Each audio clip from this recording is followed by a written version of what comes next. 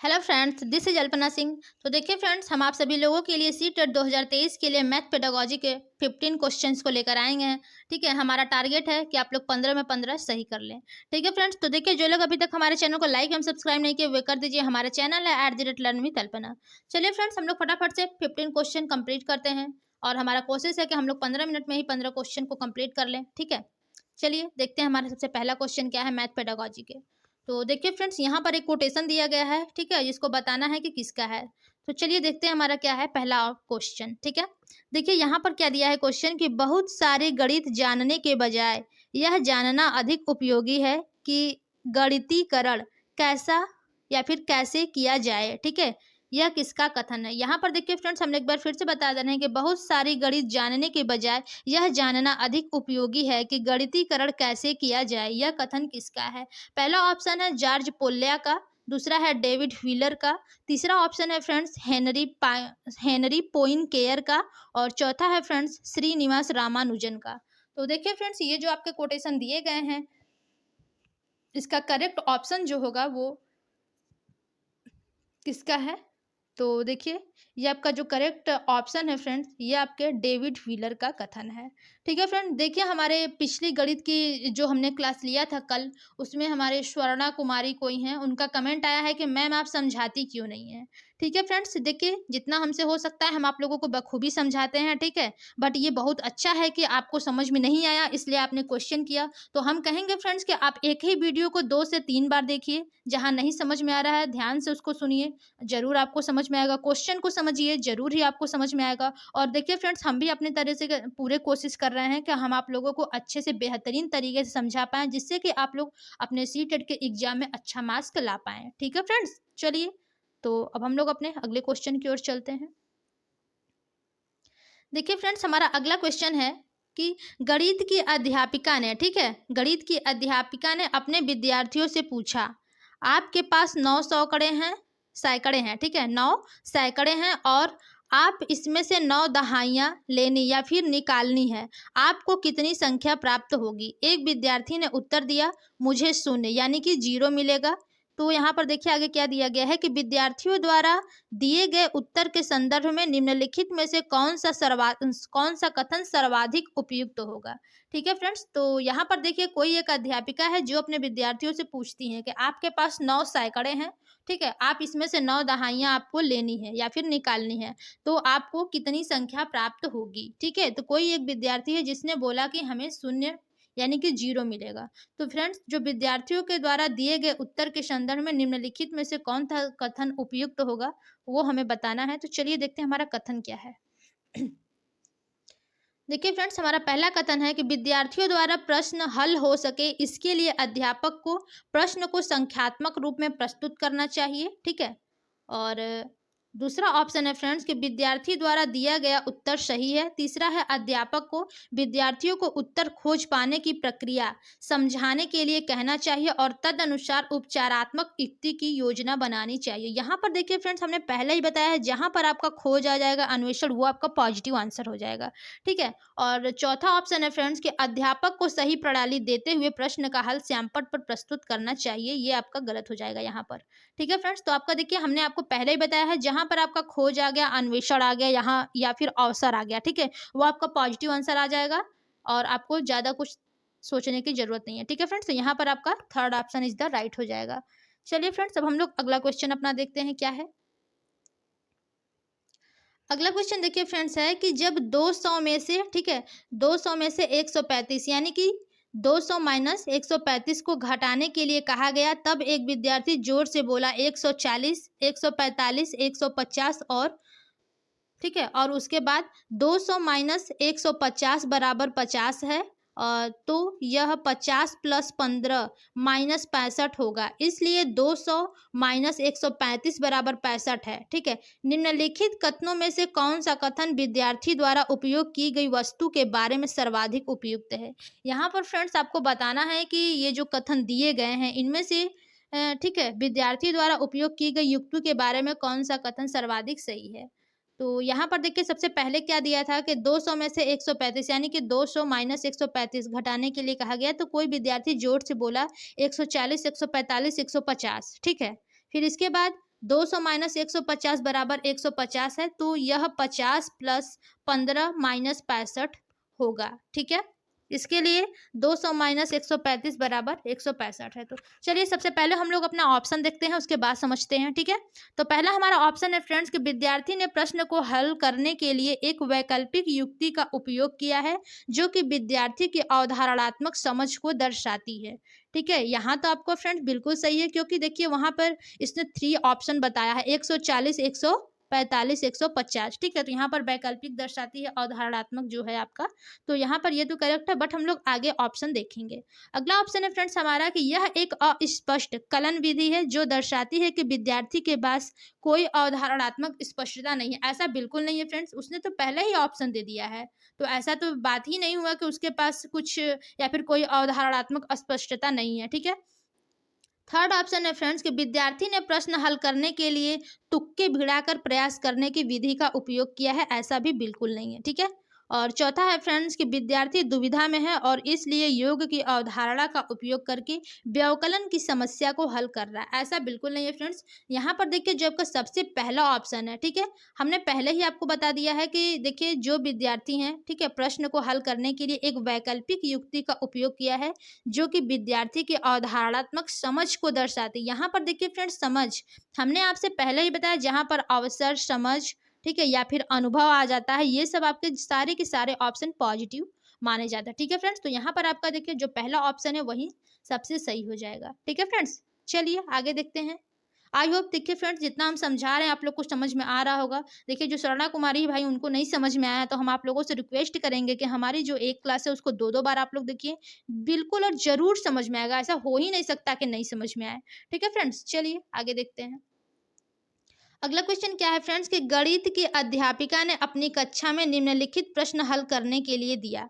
ठीक है, गणित की अध्यापिका है, वो अपनी कक्षा में प्रश्नों को हल करने के लिए दिया। ठीक है, तो यहाँ पर देखिए आपका क्वेश्चन क्या है कि 37 प्लस, यहाँ पर देखिए खाली स्थान है, फिर प्लस 9 है equal to 42 plus 9 equal to plus खाली स्थान है। ठीक है, तो यहाँ पर देखिए अब आपको क्या पूछा गया है नीचे कि उपर्युक्त प्रश्न के माध्यम से निम्नलिखित में से किन अवधारणाओं का शिक्षण किया जा सकता है। ठीक है फ्रेंड्स, यहाँ पर जो आपके प्रश्न दिए हैं उनके माध्यम से, यानी कि उन्हीं के माध्यम के अनुसार निम्नलिखित में से किन अवधारणाओं का शिक्षण किया जा सकता है। तो देखिए ऑप्शन क्या है फ्रेंड्स, इसमें क्या क्या हो सकता है। ऑप्शन देखिए है फ्रेंड्स समीका, समानुपातिकता, तीसरा स्थानीय मान, चौथा है योग का सहचारी नियम, और ई है फ्रेंड्स पांचवा आपका प्रतिरूप यानी कि पैटर्न। अब यहाँ पर आपको फ्रेंड्स सही विकल्प चुनना है।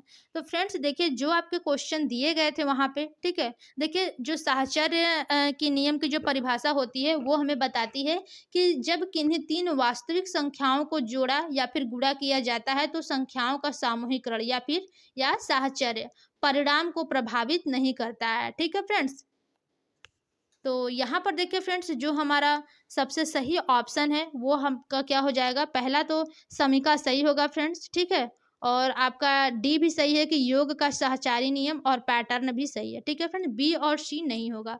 Okay friends, A D E यही तीनों देखिए फ्रेंड्स आपके सही हो जाएंगे। ठीक है फ्रेंड्स, देखिए गणित में जो पैटर्न संख्याएं होते हैं या फिर आकृतियां होती हैं, ठीक है, रंगे होते हैं, तो इनको बार बार की जाने वाली व्यवस्था है ये सब पैटर्न। ठीक है फ्रेंड्स, और देखिए हम थोड़ा सा और बता दे रहे हैं कि जो पैटर्न होता है वो किसी भी प्रकार के, ठीक है, घटना या वस्तु से संबंधित हो सकता है जो आपका पैटर्न होता है। ठीक है फ्रेंड्स, तो यहाँ पर आपका राइट ऑप्शन क्या हो जाएगा, ए, डी और ई। ठीक है, क्वेश्चन को एक बार फिर से आप लोग देख लीजिए फ्रेंड्स। ठीक है, चलिए आगे देखते हैं अगला क्वेश्चन हमारा क्या है। देखिए फ्रेंड्स अगला क्वेश्चन है हमारा कि हर ज्योत को लगता है कि वर्ग एक, ठीक है, समचतुर्भुज और एक आयत दोनों ही है। हर ज्योत को लगता है कि जो एक वर्ग है, समचतुर्भुज और एक आयत, वो दोनों ही है। ठीक है, अब वह वैन हिले के ज्यामितीय चिंतन के किस स्तर पर है। तो देखिए फ्रेंड्स पहला स्तर आपका जो 0 है दृश्यीकरण होता है, वो स्तर 1 जो होता है विश्लेषण, स्तर 2 होता है संबद्धता, और स्तर 4 होता है 0 और 1 दोनों ही। ठीक है, यहाँ पर 4 ऑप्शन जो दिया है आपका। तो देखिए फ्रेंड्स, यहाँ पर जो आपका करेक्ट ऑप्शन हो जाएगा इसका कि जो एक समचतुर्भुज, अरे सॉरी, जो एक वर्ग है वो एक समचतुर्भुज और आयत दोनों है। तो यहाँ पर देखिए फ्रेंड्स, जो सही ऑप्शन हो जाएगा आपका वो विश्लेषण होगा। ठीक है, नो सर, अरे सॉरी, नो फ्रेंड्स, यहाँ पर जो आपका सही ऑप्शन होगा ये संबद्धता होगा। ठीक है, देखिए स्तर 2 यानी कि अमूर्तता, अनौपचारिक कटौती या आदेश या संबंध परक ये होता है। ठीक है फ्रेंड्स, तो संबंध, सॉरी, जो स्तर 2 होता है अमूर्तता पर, ठीक है, छात्र या छात्र गुणों और आंकड़ों के बीच संबंधों को समझते हैं। ठीक है फ्रेंड्स, देखिए वे सार्थक परिभाषाएं बनाते हैं, वे अपने तर्क को सही ठहराने के लिए सरल तर्क देने में सक्षम होते हैं। ठीक है फ्रेंड्स, यहाँ पर वो संबद्धता देख रहा है कि जो आपका वर्ग है समचतुर्भुज और आयत दोनों ही है। ठीक है, तो यहाँ पर स्तर 2 पर वो है। ओके फ्रेंड्स, चलिए अगला क्वेश्चन देख लेते हैं। देखिए फ्रेंड्स, हमारा अगला क्वेश्चन है कि निपुण भारत मिशन के अनुसार बुनियादी संख्या विज्ञान का मुख्य लक्ष्य है। ठीक है, निपुण भारत मिशन के अनुसार जो बुनियादी संख्या है विज्ञान का मुख्य लक्ष्य है, पहला है आपका गणितीय चिंतन का विकास, दूसरा है संख्याओं को पढ़ना और लिखना, तीसरा है आकृतियों का आरेखण और चौथा है फ्रेंड्स दैनिक जीवन में मापन करना। तो देखिए फ्रेंड्स, जो निपुण भारत मिशन के अनुसार जो आपके बुनियादी संख्या का मुख्य लक्ष्य है वो आपका क्या है फ्रेंड्स, तो ये आपका है गणितीय चिंतन का विकास। ठीक है फ्रेंड्स, यहाँ पर देखिए आपका वैसे तो आपका जो आंसर है वो इस व्याख्या के अनुसार जो दिया गया है कि बुनियादी संख्या का मुख्य लक्ष्य वो संख्याओं को पढ़ना और सीखना होगा। ठीक है फ्रेंड्स, लेकिन जो आपके एनसीईआरटी सॉरी सीबीएसई वाले हैं, ठीक है, वो गणितीय चिंतन के विकास को ही लक्ष्य माना है। तो आपका सही ऑप्शन 1 हो जाएगा। चलिए फ्रेंड्स, आगे देखते हैं अगला क्वेश्चन। अगला क्वेश्चन है फ्रेंड्स कि एक शिक्षक कहता है, ठीक है, एक शिक्षक है कोई, वो कहता है कि गणित ठीक से देखा जाए तो न केवल सत्य बल्कि सर्वोच्च सरसता रखता है। ठीक है, एक शिक्षक कहता है कि गणित को अगर ठीक से देखा जाए तो न केवल सत्य बल्कि सर्वोच्च सरसता रखता है। निम्नलिखित में से गणित पढ़ाने के किस लक्ष्य की ओर शिक्षक संकेत कर रहा है? पहला है व्यवहारिक लक्ष्य, दूसरा है सौंदर्य परक लक्ष्य, तीसरा है ज्ञान मीमांसात्मक लक्ष्य और चौथा है फ्रेंड्स प्रयोगात्मक लक्ष्य। तो देखिए फ्रेंड्स, इसका जो सही ऑप्शन हो जाएगा कि जो गणित ठीक से देखा जाए अगर तो केवल सत्य न केवल सत्य बल्कि सर्वोच्च सरसता है। तो ये फ्रेंड्स देखिए उसका सौंदर्य परक लक्ष्य है। ठीक है, वो सौंदर्य परक लक्ष्य की ओर संकेत कर रहा है। ओके फ्रेंड्स, सौंदर्य परक जो गणित होता है फ्रेंड, इसका मतलब अमूर्तता, शुद्धता, सरलता और क्या होता है गहराई या फिर क्रमबद्धता से प्राप्त सौंदर्य आनंद है ये। ठीक है, चलिए अगला क्वेश्चन देखते हैं। आई होप आप लोगों को फ्रेंड्स जो मैथ पेडागोजी के क्वेश्चन है ये सारे ही क्वेश्चन आप लोगों को समझ में आ रहे होंगे। ठीक है, चलिए अगला क्वेश्चन देखते हैं फ्रेंड्स। निम्नलिखित में से कौन सा प्राथमिक कक्षा के गणित पाठ्यपुस्तक में सम्मिलित किए जाने के लिए सर्वाधिक उपयुक्त है?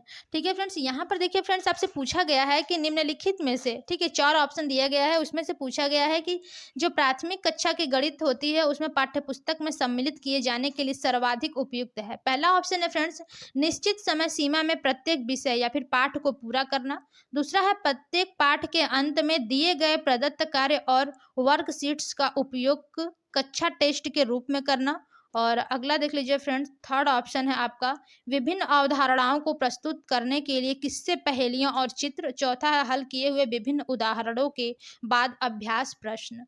तो देखिए फ्रेंड्स, इसका जो सही ऑप्शन हो जाएगा ये आपका थर्ड होगा कि विभिन्न अवधारणाओं को प्रस्तुत करने के लिए किस्से, पहेलियां और चित्र। यहाँ पर देखिए सॉरी, यहाँ पर देखिए फ्रेंड्स आपसे ऑप्शन में ही पूछा गया है कि प्राथमिक कक्षा की गणित में, ठीक है, प्राथमिक कक्षा की गणित में यानी कि जाहिर सी बात है कि जो आपके 1 to 5 वाले होते हैं तो सर्वाधिक उपयुक्त जो बच्चे 1 में जाते हैं तो उनको अवधारणाओं को प्रस्तुत करने के लिए किस्से, कहानी और पहेलियों के माध्यम से ही हम गणित को सिखाते हैं। ठीक है फ्रेंड्स, तो यहाँ पर आपका राइट ऑप्शन थर्ड हो जाएगा। चलिए अगला क्वेश्चन देख लेते हैं फ्रेंड्स, क्या है हमारा अगला क्वेश्चन है फ्रेंड्स हमारा यहाँ पर कि एक प्राथमिक कक्षा का विद्यार्थी योग पर समस्या को निम्नलिखित रूप से हल करता है। ठीक है, एक प्राथमिक कक्षा का फ्रेंड्स विद्यार्थी है, वो योग की यानी कि जोड़ की उसे समस्या है प्लस करने की। ठीक है, तो वो निम्नलिखित रूप से हल देखिए कैसे करता है कि 6 प्लस ब्रैकेट में क्या है 6 प्लस 14, ठीक है, इक्वल टू 6 प्लस अरे सॉरी 4 प्लस 6 फिर प्लस है, फिर उसके बाद दिया है 14, फिर equal to 6 plus 4 plus 14 equal to 10 plus 14 equal to 14 plus 10 equal to 22। तो देखिए फ्रेंड्स, ये इस प्रकार से एक जो विद्यार्थी है प्राथमिक कक्षा का, ठीक है, वो अपनी योग की जो उसकी समस्या है हल करने की कोशिश किया है। तो यहाँ पर देखिए नीचे लिखा गया है कि निम्नलिखित में से योग के किस या फिर किन गुण धर्म या फिर गुणधर्मों का उपयोग विद्यार्थी ने समस्या को हल करने में किया है। ठीक है, पहला ऑप्शन है फ्रेंड्स क्रम विनिमय गुणधर्म, दूसरा है बटन गुणधर्म, तीसरा है साहचर्य गुणधर्म और चौथा है फ्रेंड्स योग प्रतिलोम गुणधर्म। यहाँ पर आपको बताना है फ्रेंड्स, सही विकल्प का चयन आपको करना है। तो कौन कौन से यहाँ पे विकल्प सही होंगे फ्रेंड्स, तो देखिए यहाँ का जो सही ऑप्शन है फ्रेंड्स वो आपका केवल ए होगा। ठीक है, क्रम विनिमय गुणधर्म। ठीक है फ्रेंड्स, देखिए क्रम विनिमय गुण योग और गुणन की अंक गणितीय संक्रियाओं से संबंधित होती है। ठीक है फ्रेंड्स, इसका अर्थ है कि दो संख्याओं को जोड़ने या गुणा करने पर उनके क्रम या स्थिति को बदलने से अंतिम परिणाम नहीं बदलता है। ठीक है फ्रेंड्स, और देखिए हम थोड़ा सा और बता दे रहे हैं कि जो जोड़ने का साहचर्य गुण बताता है कि आप परिणामों को बदले बिना योगों को अलग अलग तरीके से सामूहिक या फिर सामूहिक कर सकते हैं। ठीक है फ्रेंड्स, तो यहाँ पर आपका केवल ए यानी कि ऑप्शन थर्ड सही हो जाएगा। ठीक है फ्रेंड्स, चलिए अगला क्वेश्चन देख लेते हैं फटाफट से हम लोग। देखिए अगला क्वेश्चन है हमारा फ्रेंड्स कि गणितीय चिंतन का विकास खाली स्थान के जरिए किया जा सकता है। ठीक है, गणितीय चिंतन का विकास किसके जरिए किया जा सकता है? पहला ऑप्शन है बच्चों के साथ गणितीय खेल खेलने, दूसरा है दिए गए सूत्रों के आधार पर प्रश्नों को हल करने, तीसरा है श्यामपट्ट पर पहाड़े लिखने और चौथा है फ्रेंड्स पर्यावरण से चित्रांश बनाने। तो देखिए फ्रेंड्स, यहाँ पर आपको गणितीय चिंतन का विकास करना है, तो इसका जो करेक्ट आपका ऑप्शन हो जाएगा वो आपका यही होगा कि बच्चों के साथ गणितीय खेल खेलने, तभी आप गणितीय चिंतन का विकास कर सकते हैं। ठीक है, बच्चों के साथ गणितीय खेल खेलने के जरिए से। ठीक है फ्रेंड्स, चलिए आगे देखते हैं अगला क्वेश्चन क्या है हमारा। देखिए फ्रेंड्स, यहाँ पर आपके क्वेश्चन क्या है, कथन और कारक वाले दिए गए हैं। तो देखिए पहले क्या दिया गया है यहाँ पर कि दो कथन दिए गए हैं। ठीक है, एक अभिकथन ए और दूसरा कारण आर है। तो देखिए फ्रेंड्स, सबसे पहले अभिकथन क्या है हमारा, अभिकथन है हमारा फ्रेंड्स की यहाँ पर कि कई विद्यार्थी गणित में भय और असफलता के बोध का अनुभव करते हैं। ठीक है, कई विद्यार्थी ऐसे होते हैं जो गणित में भय और असफलता के बोध का अनुभव करते हैं। तो ये आपका फ्रेंड्स देखिए बिल्कुल सही है। ऐसे तमाम विद्यार्थी होते हैं जो गणित में भय और असफलता के बोध का अनुभव करते हैं। ठीक है, और चलिए कारण देख लेते हैं क्या है कि देखिए जेंडर भिन्नताएं, ठीक है, गणित में भय के लिए उत्तरदायी है। जेंडर भिन्नता जो है वो गणित में उत्तरदायी गणित में भय के लिए उत्तरदायी है। ये तो आपका देखिए फ्रेंड्स सही नहीं हो सकता है।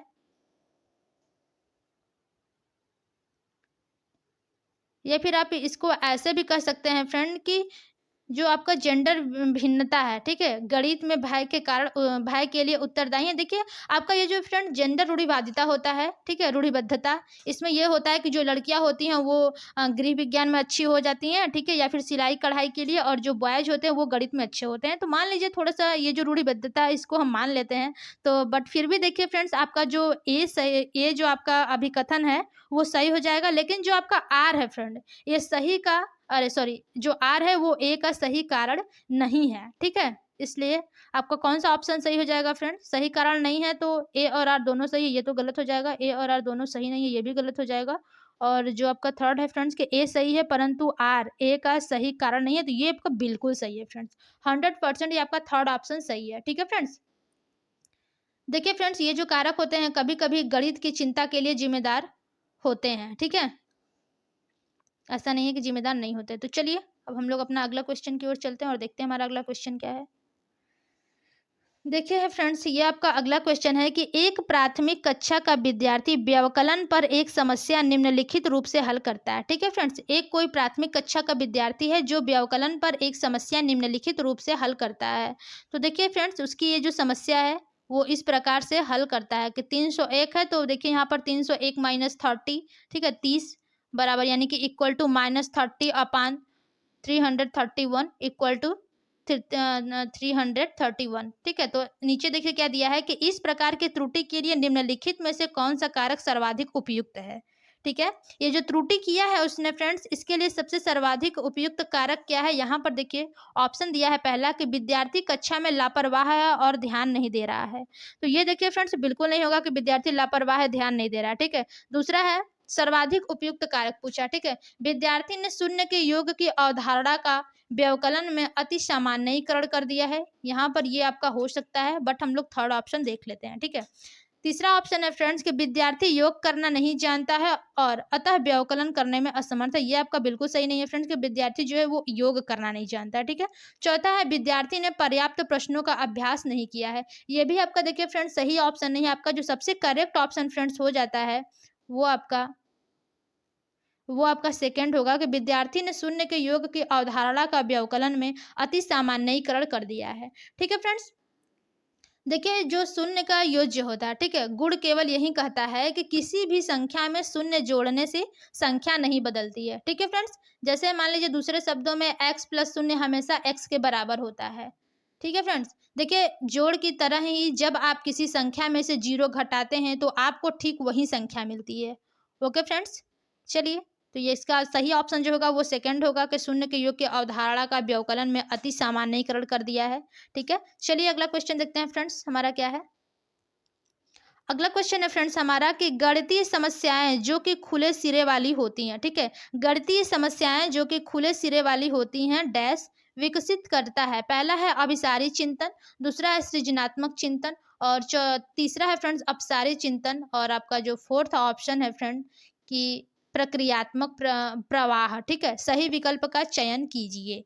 तो देखिए फ्रेंड्स आपका जो सही आंसर आपका हो जाएगा वो आपका देखिए अभिसारी चिंतन तो यहाँ होगा नहीं क्योंकि खुले सिरे वाले पूछे हैं, तो यहाँ पर फ्रेंड्स आपका सृजनात्मक चिंतन हो जाएगा, ठीक है, ये आपका सही है। और आपका क्या हो जाएगा अपसारी चिंतन, ठीक है। ओपन एंडेड गणित की समस्याएं जो गणित के प्रश्न हैं जिनके लिए एक से अधिक संभावित सही समाधान है, ठीक है फ्रेंड्स। तो यहाँ पर आपका बी और सी करेक्ट है। देखिए ऑप्शन 1 में बी और सी दिया है इसलिए हमारा ऑप्शन ए सही हो जाएगा, ठीक है। चलिए हम लोग अगला क्वेश्चन देख लेते हैं फ्रेंड्स क्या है। अगला क्वेश्चन है फ्रेंड्स हमारा कि राष्ट्रीय पाठ्यचर्या रूपरेखा 2005 के अनुसार स्कूली गणित उन परिस्थितियों में होना चाहिए जहां बच्चे गणित में आनंद लेना सीखें। यह सिद्धांत इस आधार वाक्य पर आधारित है कि पहला है बच्चे को पाठ्यपुस्तक की समस्याओं को हल करने में आनंद आना चाहिए, दूसरा है बच्चों को गणितीय पहेलियों को हल करने में आनंद आना चाहिए, तीसरा है फ्रेंड्स कि गणित का जीवन भर उपयोग और आनंद दोनों लिया जा सकता है, चौथा है गणित में आकलन आनंददायक हो सकता है। तो देखिए फ्रेंड्स जो आपकी राष्ट्रीय पाठ्यचर्या रूपरेखा है 2005 के अनुसार, ठीक है, स्कूली गणित उन परिस्थितियों में होना चाहिए जहां बच्चे गणित में आनंद लेना सीखें। तो यह सिद्धांत जो आपका है फ्रेंड्स वो आधार वाक्य पर आधारित है कि गणित का जीवन भर उपयोग और आनंद दोनों लिया जा सके, ठीक है फ्रेंड्स। ये आपका देखिए सबसे करेक्ट ऑप्शन यहाँ पर बन जाता है।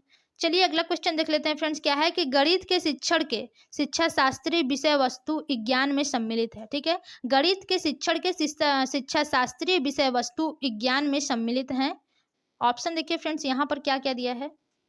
ऑप्शन देखिए फ्रेंड्स यहाँ पर दिया है कि शिक्षण के लिए क्रियाकलापों पर आधारित विधियों का उपयोग करना, ये तो बिल्कुल सही है फ्रेंड्स कि जो शिक्षण के लिए क्रियाकलाप है उन पर आधारित विधियों का उपयोग किया जा सके, ठीक है। और दूसरा ऑप्शन है फ्रेंड्स कि विभिन्न प्रकार की परीक्षाओं और आकलन युक्तियों का उपयोग करना, ये भी फ्रेंड्स आपका बिल्कुल सही है। और सी ऑप्शन है कि भिन्न भिन्न गणित की पुस्तकों के नाम पता होना, ये आपका कोई मैटर नहीं करता है फ्रेंड्स कि भिन्न भिन्न गणित की पुस्तकों का नाम पता हो आपको, ठीक है।